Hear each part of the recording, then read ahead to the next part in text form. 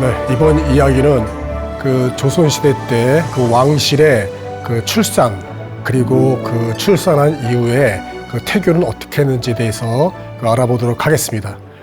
이 궁궐에서는 이 왕비가 처음부터 왕비로 책봉되는 것이 아니라 거의 모두 대부분이 우선적으로 세자 빈으로 들어와서 이제 그 세자가 이제 왕을 이어받았을 때 이제 왕비로 책봉되는 것이죠. 이렇게 보통 그 왕비 이전 그 세자 빈으로 들어올 때는 한 10살 정도 그 정도의 이제 가례를 이제 그러니까 즉 혼인을 치르게 됩니다. 그러니까 세자와 혼인을 치를 나이가 보통 궁궐에서는 한 10살 전후 이렇게 이제 그때 그 혼인을 이제 하게 됩니다. 그러면 이제 혼인을 치르고 나서 바로 이제 이렇게 부부 생활이 이루어지는 것은 아니고요. 한 또 이제 성인이 됐을 때, 즉 그러니까 뭐 경국대전에서는 한 15살, 그리고 이 중국에 있는 그 책 주자 가래라는 곳에서는 한 16, 이렇게 보통 15살, 16살이 되면은 이제 성인으로 이렇게 이제 대우를 받았습니다. 그래서 왕실에서도 10살 전후로 혼인을 치르더라도 합방은 이제 성인이 되는 그 나이쯤 돼서 하게 됐습니다. 그래서 우리가 잘 알고 있는 그 해경궁 홍씨도 이 사도 세자와 가례를 할 때 10살에 이렇게 이제 가례를 치르고요. 그리고 15살, 16살 때에서야 이제 합방을 하게 됐습니다. 이렇게 이제 한 15, 16살에 이렇게 이제 혼인을 그 전에 하고 나서 15살, 16살에서 이제 합방을 하게 되는 것이죠. 그리고 또 이제 합방이 되기 전에 이미 이 세자들은 이렇게 이제 이렇게 자료들이 이렇게 남아있질 않으니까 이제 추정해서 이야기를 하자면은, 세자도 분명히 어린 나이였기 때문에 이렇게, 궁녀로부터 이렇게 성교육을 받지 않았나 이렇게 추정할 수 있고요. 그리고 또 이 세자빈 같은 경우는 이 세자빈이 돼서 궁궐에 들어왔을 때 함께 같이 온 유모, 그리고 또 여종들에 의해서 이렇게 이제 천천히 이렇게 이제 성교육을 받은 걸로 우리가 추정할 수 있습니다. 이렇게 이제 합방을 하고 나서 이제 아이를 갖게 되면 이제 세자 빈 때서부터 또는 이제 왕비가 돼서 또 이제 출산을 이제 하게 됩니다. 이렇게 이제 출산을 이렇게 이제 하게 되면은 이렇게 태교 때부터 태교의 법, 그리고 뭐 태교 방법, 이렇게 이제 아이가 잘 자라서 이제는 어진 이런 아기가 태어날 수 있도록 이렇게 이제 노력을 하고 있습니다. 그래서 이런 출산과 태교에 관련된 이러한 어떤 내용들 이 문헌에 많이 나와 있습니다. 그래서 이 태교는 중국에서부터도 아주 오랫동안 이런 태교법들이 이루어졌기 때문에 조선에서도 그것을 이제는 인용해서 우리 책으로 다시 편찬해 가지고 이 태교에 관련된 내용들도 많고요. 또 출산 같은 경우는 아주 오래전부터 우리 민가나 또는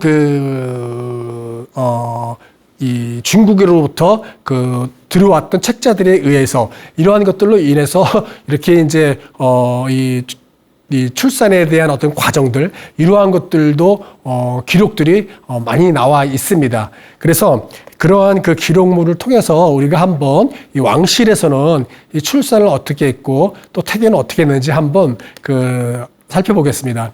이 왕비는 임신을 하게 되면은 아주 상당히 임신을 할 때부터 이제는 이 몸조심, 그리고 아이가 원자 또는 왕자, 공주, 이렇게 옹주가 될 수 있는 왕실의 이제 가족 구성원이기 때문에 특별히 이제 엄청나게 많은 노력들을 이제 했습니다. 그래서 이렇게 이제 왕비가 임신을 하게 되면은 이제 이 산실청이 만들어집니다. 그리고 후궁이 임신을 하게 되면은 이제 뭐 호산청이라고 그래가지고 격이 하나 낮은 그러한 청이 이제 만들어지게 되는 것이죠. 그래서 왕비가 임신을 하면은 한 3개월 이때부터 이제 3개월이 남긴 때서부터 이제 왕비를 어이가 이제 보살펴주기 위한 이러한 산실청이 만들어지게 되는 것이죠. 그래서 그때부터 모두 이제 산실청에서 왕실의 왕비의 임신과 출산을 이제 담당하게 이제 되는 것입니다.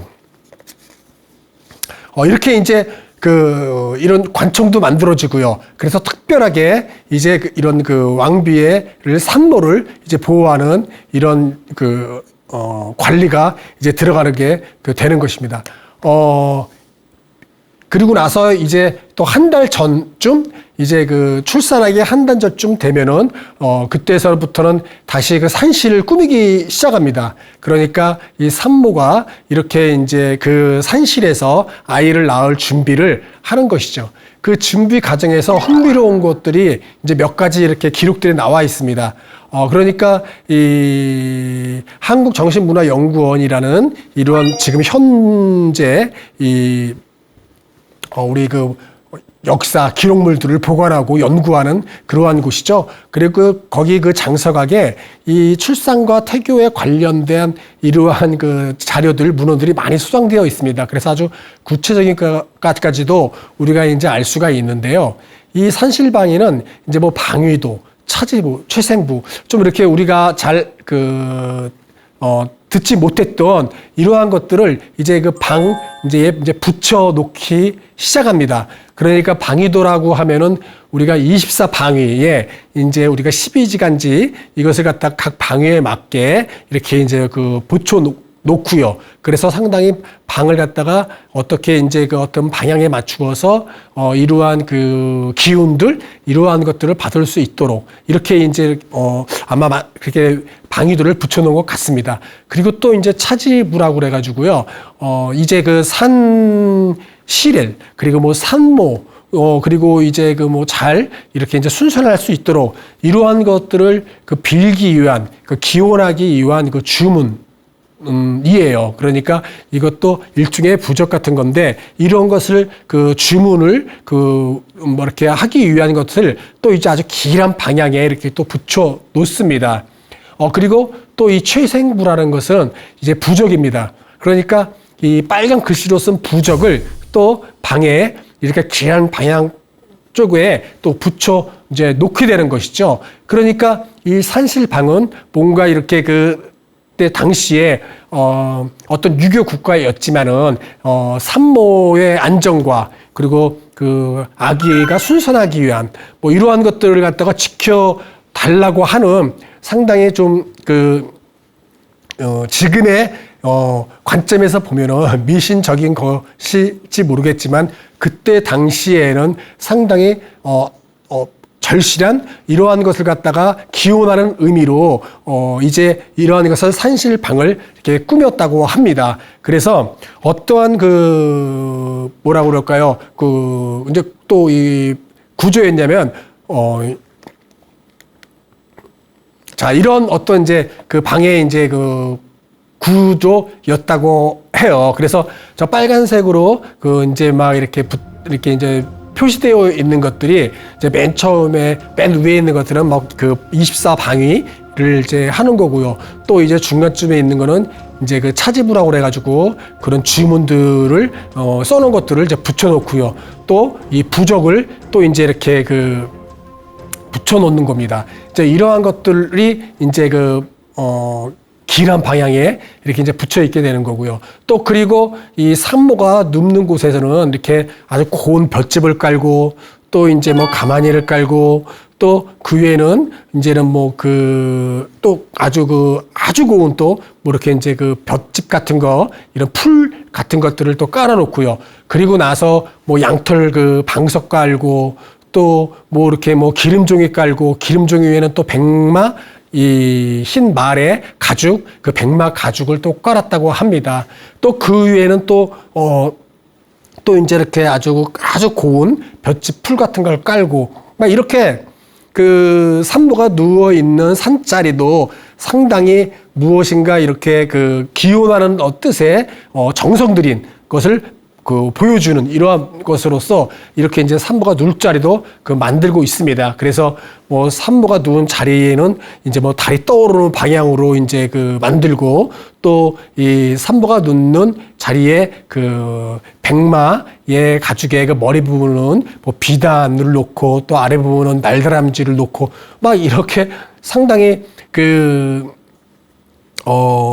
여러 가지 이 순산을 기원하는 뜻으로 해서 어떤 그런 그 의식들, 절차 이러한 것들을 이제 밟으면서 이제 산실방을 이제 꾸렸다고 합니다.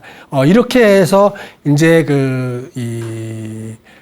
세자빈이든 왕비든 아이를 낳는 이러한 그 방이 이제 만들어지게 이제 되는 것이죠. 그래서 이제 아이가 낳기 전날쯤 되면은 이렇게 이제 어이가 뭐 이렇게 이제 이 차지부에 있는 주문을 막 3번을 막 이렇게 이제 막 낭독도 이제 했다고 하고요.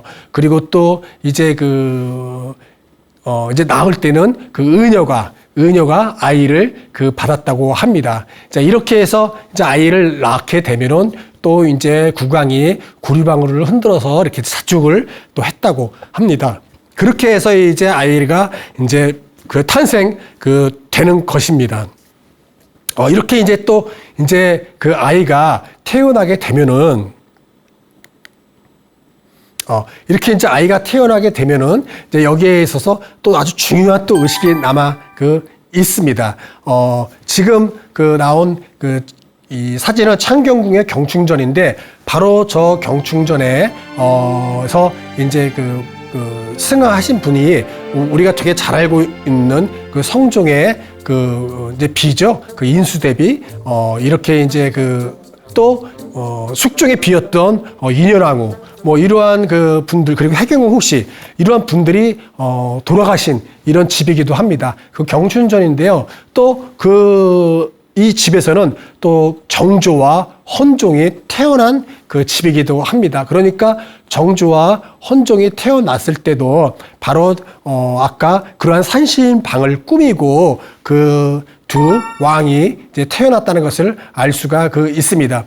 또 해경궁 홍씨 같은 경우는 이제 일화가 전해져 내려오고 있는데 정조가 태어나기 전날 밤 한 마리의 용이 이 경충전에 들어와서 자기의 품속으로 들어왔다고 합니다. 그래서 그것을 기념하기 위해서 해경궁 홍씨가 나중에 동쪽 벽에다가 용을 그려 놓았다는 일화도 또 내려오기도 합니다. 이렇게 이제 산실이 꾸며진 바로 이러한 전각 에서 이제 아이가 이제 탄생되면 바로 이 집 뒤편에 이제 뒤편에 있는 마당, 뒷마당이겠죠. 그 안에에서 이렇게 이제 또 아이와 산모와 이어져 있던 태를 이제 씻는 이런 세태 의식이라고 하는데 그것이 바로 이제 뒷마당에서 또 이루어지기도 이제 합니다. 그래서 이렇게 이제 뭐 왕자나 이렇게 이러한 아주 왕을 이어받을 사람 이제 사실 이것도 이제 나중에 이 성종 때 이유는 뭐 모든 왕자들 그리고 공주, 옹주까지도 하게 됩니다. 근데 이 세종 때 뭐 이때 조선 초에는 이렇게 이제 왕자들만 했었다고 해요. 그래서 그 사람들에게 또 이제 이러한 태어난 집 바로 뒤편에서 태를 씻는 이러한 의식들을 이제 했었습니다. 이렇게 이제 출산이 이제 이렇게 이제 창경궁 경충전에서 또 많은 궁궐에서 내전 즉 왕비나 세자빈이 거쳐 했던 곳에서 이제 이렇게 아이를 산실방을 꾸려서 이루어진 것이고요. 그런데 이렇게 전에도 이야기했지만은 한 10살 전으로 가래를 올리고 한 15살 전으로 또 이제 합궁이 이루어지게 되는 것이죠. 그런데 이제 이 왕비 같은 경우 이렇게 이 합궁을 왕과 마음껏 그리고 이제 자기가 내키는 대로 이렇게 이루어졌던 것은 아니죠. 그러니까 왕과 왕비고 같이 합궁을 하더라도 아주 길일 날만 했습니다. 그러니까 어떤 그 제주상궁이나 또는 관상감에서 이 왕과 왕비가 합궁하는 날을 이제 정하는데요. 이제 점을 쳐가지고 길이를 잡는 겁니다. 그런데 그 길이를 잡을 때도 여러 날을 피하는 거죠. 그 한 달 기준으로 했을 때도 이렇게 비 오는 뭐 이렇게 이제 그 첫째 날 그리고 금음, 보름 이런 것들은 이제 막 피하게 되고요. 또 비가 좋은 길이를 잡았더라도 그날 만약에 비가 온다거나 번개가 친다거나 이런 뭔가 불길하다고 생각되는 어떤 그런 징조가 보였다고 이렇게 생각되면은 또 그날은 또 이제 피했다고 합니다. 그래서 이 한 달에 이 길이도 한두 번 정도밖에 안 됐었다고 해요. 어쨌든 이렇게 합궁도 왕과 왕비가 정하는 것이 아니라 이런 제주상궁이나 관상감에서 길이를 정해서 이렇게 이제 왕과 왕비에게 이제 알렸다고 해요. 그래서 제주상궁이 오늘 바로 합궁을 하시는 날입니다. 또는 오늘 길일입니다. 이렇게 하면은 이제 왕과 왕비가 한 처소에서 이제 만나서 이제 자리를 갖게 되는 거죠. 이렇게 또 잠자리를 갖게 된다고 해서 또 바로 아무런 또 이러한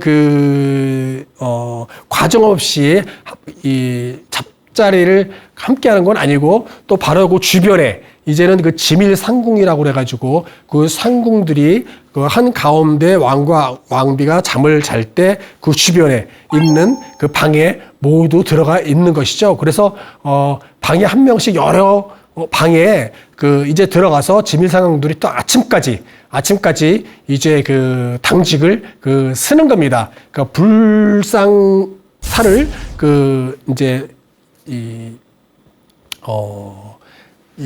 막기 위해서 이렇게 이제 그 지밀상궁이 들어가 있는 것이죠. 이 지밀상궁은 비록 제주상궁보다는 좀 낮은 상궁들이지만은 지극히 은밀한 어떠한 그런 것을 갖다가 지키는 그리고 그러한 것을 갖다가 발설하지 않는 아주 내전 그러니까 중전 데비전 대전 이러한 상전을 모시는 상궁들을 말하는 겁니다. 그래서 아주 가장 측근에서 이제 시위를 하는 것이죠. 시정을 들면서 지키는 이러한 상궁들을 이제 지밀상궁이라고 하는 곳이죠. 그래서 이 지밀상궁 같은 경우는 바로 대전, 내전 이런 곳에서도 있지만 대비전에 있는 즉 왕의 어머니 또는 할머니에 있는 지밀상궁한테는 왕도 함부로 대하지 못했다고 합니다. 그래서 그들에게도 반말하지 못하고 존대어를 썼다고 합니다. 이렇게 왕과 왕비는 합궁을 하는 것도 자기들 뜻대로 하는 것이 아니라 이렇게 관상감이나 제주상궁이 이제 이야기를 해서야만 이렇게 할 수가 있는 것이고요. 또 잠자리까지 아침까지도 바로 주변에 지밀상궁들이 시위를 하고 있었기 때문에 아마 그렇게 이제 편한 이러한 합궁은 아니었을 것 같습니다. 그러나 이렇게 이제 후궁들의 처소인 거죠. 그러니까 후궁들의 처소에는 이러한 어떤 의식과 절차 이러한 것들이 그래도 내전이나 또 이러한 것보다는 조금 줄었기 때문에 좀 왕이 편하게 이렇게 후궁들의 처소로 찾아가지 않았나라고도 우리가 또 이제 추측해 볼 수도 있습니다. 자, 이제 다시 이제 돌아가서 이렇게 산실 방에서 아이가 이제 이제 나게 되면은 이제 태교를 또 이제 들어가게 됩니다. 이제 태교를 들어가는데 이 태교는 이 왕실에서는 한 임신 3개월부터 이렇게 이제 시작을 했다고 합니다. 왜 그러냐면은 임신 3개월이 되면은 이렇게 이제 형상의 변화가 시작됐다고 있었다라고 그 봤습니다. 그리고 또 이 태아가 이 엄마 그 뱃속에서 그 어머니가 이야기하는 것들을 듣고 반응하는 이러한 때다라고 이렇게 이제 그 생각을 그 했습니다.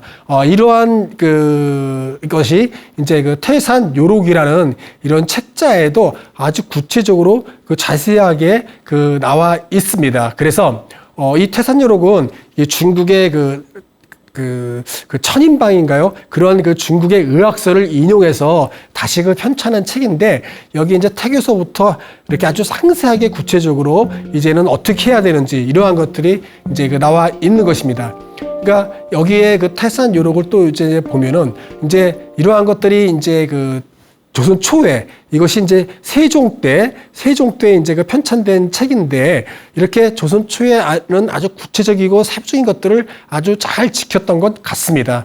그래서 이렇게 임신 3개월이 되면은 그 뭐라고 그럴까요? 어머니를 통해서 이렇게 소리를 듣고 반응을 나기 때문에 특별하게 아주 특히 그 태교를 아주 그 구체적인 방법으로 들어갔다고 해요. 그래서 이 태산요록에 또 따르면은 임신 3개월부터는 아이가 이제는 이렇게 이제 그 엄마로부터 아주 그 직접적인 이러한 것을 갖다가 이제 그 뱃속에서 반응을 할 나이고 또 형상도 서서히 변할 시기다라고 하면서요. 또 성품은 아직 만들어질 때가 아니다 하면서 이제 성품이 만들어지기 때문에 태교가 중요한 것으로 이제 봤던 것이죠. 그래서 뭐 이렇게 그 아이가 이렇게 잘 자라나기 위해서 산모가 지켜야 할 것들, 아주 까다로운 것들이 이제 많이 이제 그 여기에 이제 책에 이제 막 나오고 있습니다. 그러니까 뭐 그런 것이죠.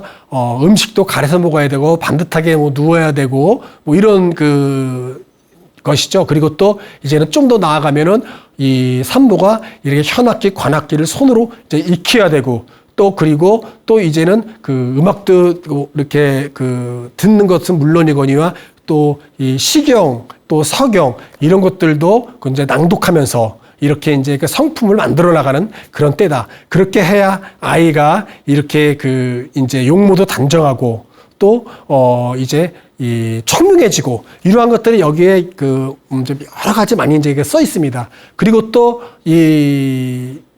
그 아이의 그 오장, 그러니까 뭐 그 신장, 비장, 그리고 폐, 간, 뭐 이러한 그 오장이 바로 또 맛에 의해서 만들어졌다고 여기에 이제 써 있습니다. 그러니까 이러한 것들은 또 음식에 의해서 만들어지기 때문에 음식을 상당히 가려야 된다라는 것이죠. 특히 뭐 이렇게 단맛은 이제 피해라고 또 이제 뭐 나오고요. 이러한 것들이 아주 그냥 여러 가지 이제 자세하게 나오는 것이죠.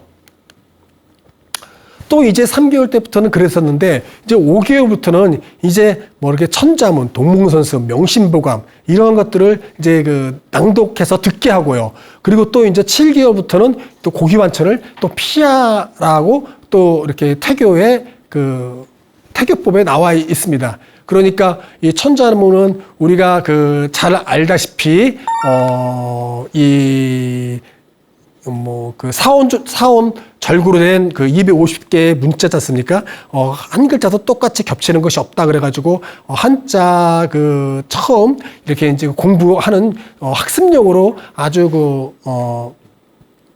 조선시대 때 아주 널리 읽혔던 것이었죠. 이 천자문은 이 중국 그 양나라 때부터 이 주흥사라는 그 사람이 이제 그 만든 그 내용인데 아주 오래된 이제 천자문이죠, 것이죠. 그래서 그것을 이제 낭독하는 것이죠. 그러니까 그 태아의 교육이죠. 조기 교육을 위해서 하는 것이죠. 그런데 사실 이 천자문은 학습용 그 교재로 우리가 예전부터 옛날부터 썼지만은 실은 이 천자문은 학습용 교재로 만든 것이 아니었기 때문에 상당히 어려운 것이라고 합니다. 그래서 고사나 그리고 문원래에서 나온 이러한 글들로 갖고 이렇게 운율을 맞춘 사원절구 운율을 맞춘 아주 책이기 때문에 상당히 내용이 어려운 것이라고 합니다.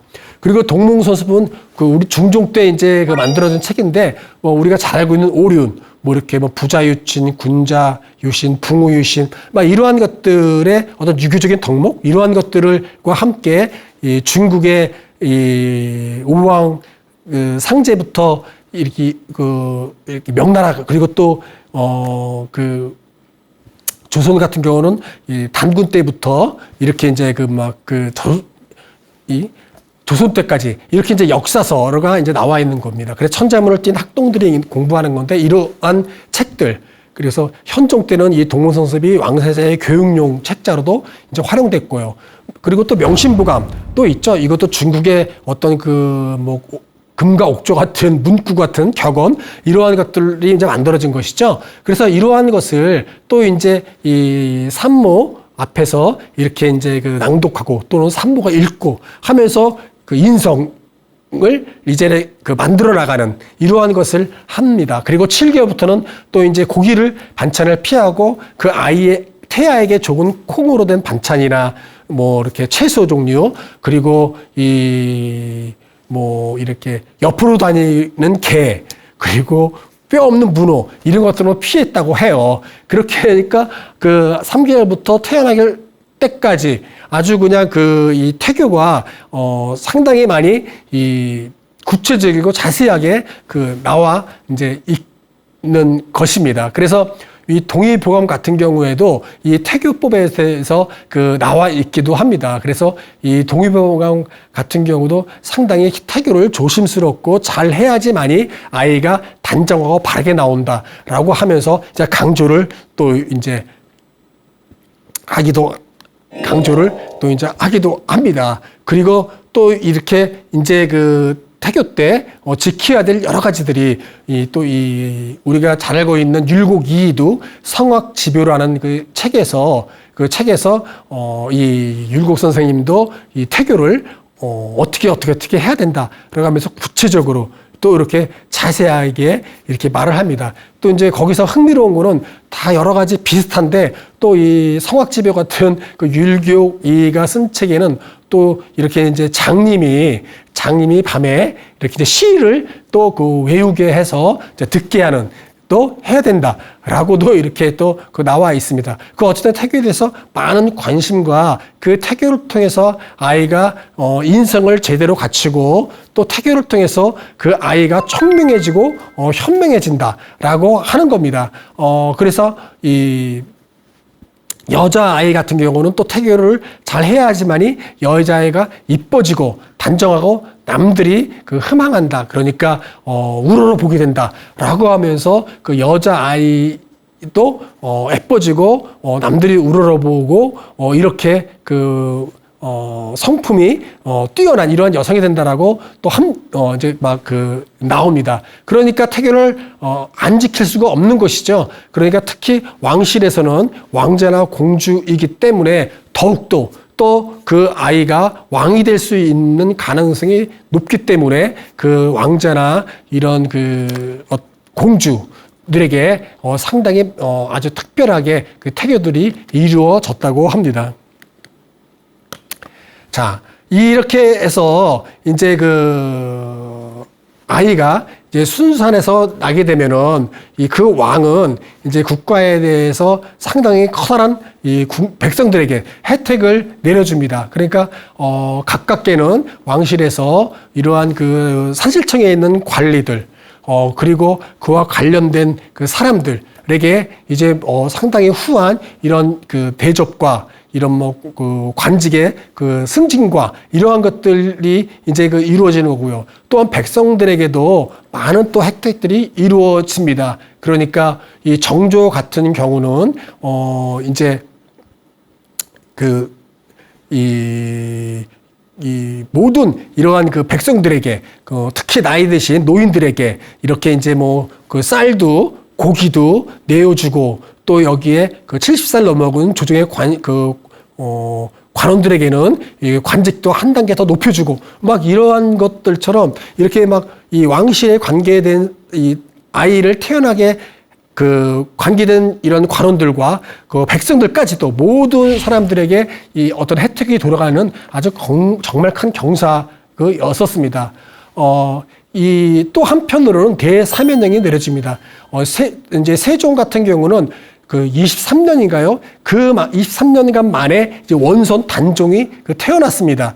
그 단종이 태어나니까 세종이 이제 할아버지가 되는 것이겠죠. 그 얼마나 기뻤겠습니까? 그러니까 기쁘니까 또 기쁘면서도 한편으로는 조심스러웠던 거죠.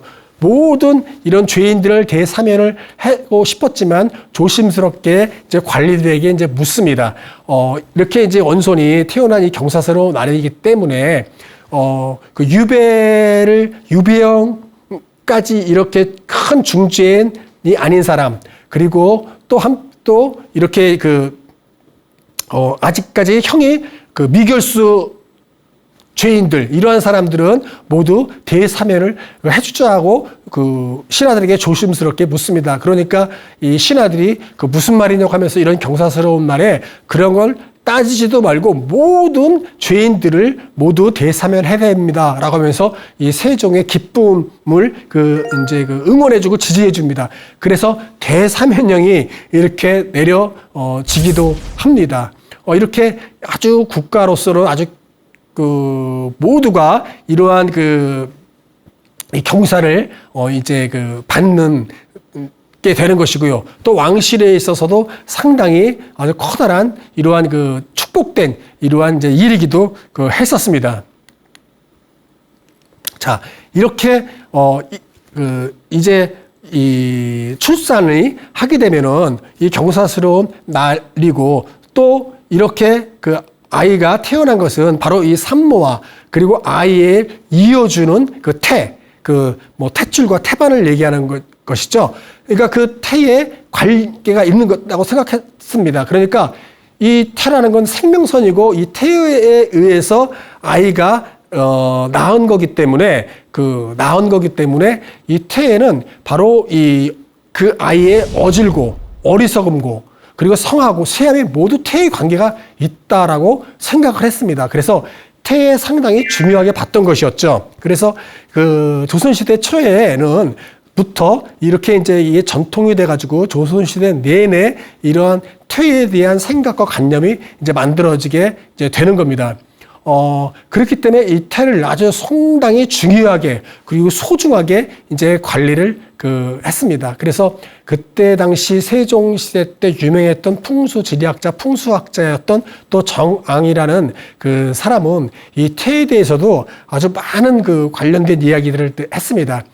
이거는 이제 이 풍수학자, 이 정앙이 이제 중국의 당나라에 있던 어떤 육태전인가 이런 책에서 나와 있기를 하면서 이제 이렇게 나와 있는 것들이 이제 실록에 나와 있는 건데, 사람이 나는 시초에는 태로 인하여 자라게 되는 것이며 더욱이 어질고 어리석음과 성함과 수염이 모두 태의 관계가 있다. 남자의 태가 좋은 땅을 만나면 청명하여 학문을 좋아하고 벼슬이 높으며 병이 없을 것이며, 또 여자의 태가 좋은 떡을 만나면 얼굴이 예쁘고 단정하여 남에게 희망을 받게 되는데 하면서 이렇게 이제 세종에게 말합니다. 그러니까 이 태를 소중하게 바라보게 되고 또 이 아이에서 잘라내서 이 태를 또 어떻게 할 것인가라고 했을 때 정말 귀중하게 보관을 할 수밖에 없었던 것이었죠.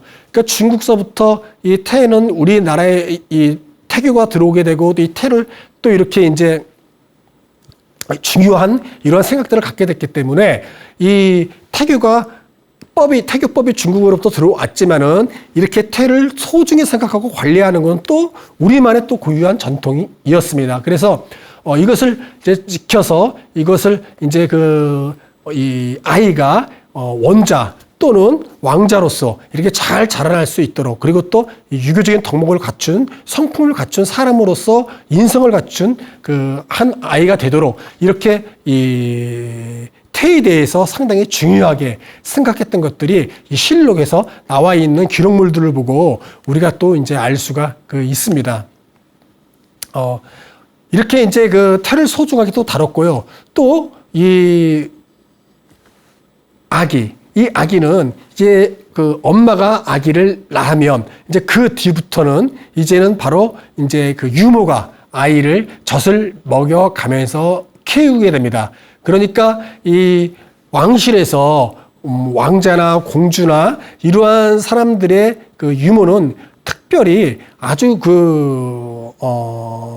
아무나 뽑는 것이 아니라 아주 신중하게 그리고 중요한 인물로서 이제 그 선발을 했습니다. 그러니까 우리 또 그 조선 시대에는 이 많은 사람들이 이 갓난아기는 유모를 닮아간다라고 생각했습니다. 그래서 또 유모는 어떤 유모를 또 뽑아야 되는지에 대해서 아주 그 많은 또 이 문헌에 또 이제 이야기가 나와 있습니다. 뭐 태산여록, 뭐 성악지묘, 동의보감 이런 데서도 이제 유모는 어떤 사람을 선발해야 되느냐라고 이제 그 이야기를 하는 것이죠. 그래서 이제 또 이 유모는 이런 이제 뭐 태산여록이나 뭐 동의보감이나 이런 데 이렇게 보게 되면은 당연히 뭐 어질고 또 이제 그 성품이 발라야 되고 뭐 이제 이런 것들이 이제 계속 나오겠죠. 그리고 또 살은 좀 찌며 그리고 또 병이 없어야 되며 뭐 이런 이제 유모의 어떤 그런 그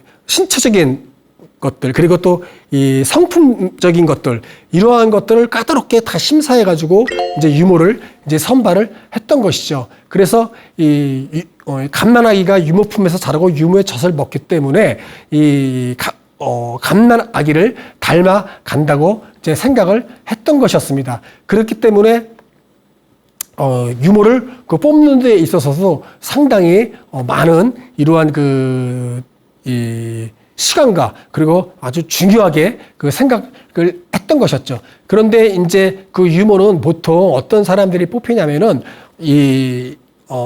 이렇게 그 주로 이렇게 이제 그 천민 출신들이었다고 해요. 그러니까 세자빈이 이제 궁에 들어올 때, 어렸을 때 궁에 들어올 때 같이 들어온 그 여종들이 있습니다. 나이 든 여종과 어린 여종들도 있겠죠. 그리고 또 그 세자빈이 또 그 태어났을 때에 그 나서 젖을 주었던 유모들이 또 이제 따라 이제 들어오게 되는 것이죠. 또 이제 그러한게 이제 들어왔기 때문에 또 이제 혼례를 치르고 나서 이제 그 합방을 하고 나서 출산하게 되면은 또 거기 같이 따라온 그 어렸던 또는 이제 나이든 그러한 그 여종들이 이제 유모가 돼서 이렇게 젖을 먹였다고 합니다.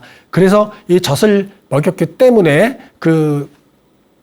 어떤 뭐 출산의 경험이 있고 또 그리고 아주 잘 아이를 이제 키울 수 있는 보양할 수 있는 그런 사람이어야 이제 됐겠죠. 그래서 또 유모 또한 어떤 태교를 지킬 때 아주 까다롭고 이러한 것들을 지키듯이 태교법이 있듯이 또 유모가 갓난 아기를 보양할 때에도 지켜야 될 것들이 여러 가지가 또 있었다고 해요. 뭐 이렇게 뭐 감기가 들었을 때는 젖을 먹여서는 안 되고 또는 뭐 이렇게 유모는 뭐 술도 이렇게 이제 자제를 해야 되고 또 유모의 어떤 남편이 있다면 뭐 성생활 관련된 것서도 이렇게 이제 어떻게 된다고도 나와 있고 이렇게 또 여러 가지 또 지켜야 될 것들이 있었습니다. 이런 것들이 이제 또 이제 유모가 지키면서 그 아이를 이제 젖을 주고 이제 키우는 것이죠. 그래서 이렇게 해서 갓난아기가